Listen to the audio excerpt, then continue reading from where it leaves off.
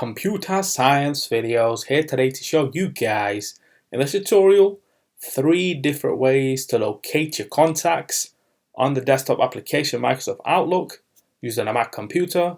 Without further ado, let us start the video. So in this tutorial, you need to have access to a Mac computer, have access to the desktop application Microsoft Outlook. We can now start the tutorial. Before I start this tutorial, I would like to say that you are more than welcome to subscribe to my channel, Computer Science Videos. As we know, every problem is solved by indirection. You can also follow my Twitter account. We are trying to grow as fast as ever. I'm on TikTok. We post videos here and there.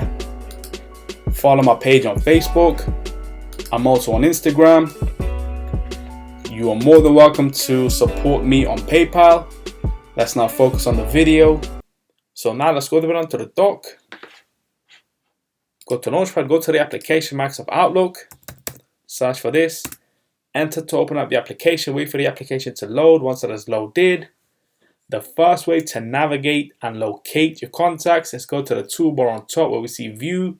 Click on this, then Go To, where it says Go To. This will give us the option to click email, calendar, people, tasks, and notes. We want the people. Click on this, and there we go. All the contacts that we have created within Microsoft Outlook are now available on screen. If we wish to go back to email, view, go to email. The second way to quickly navigate to your contacts is the shortcut Command and 3.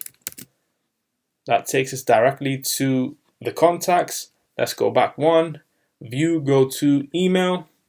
And now the third way to locate your contacts within the Microsoft Outlook desktop application is to navigate to the bottom left corner of the screen where we have email, calendar, and then people. Click on this.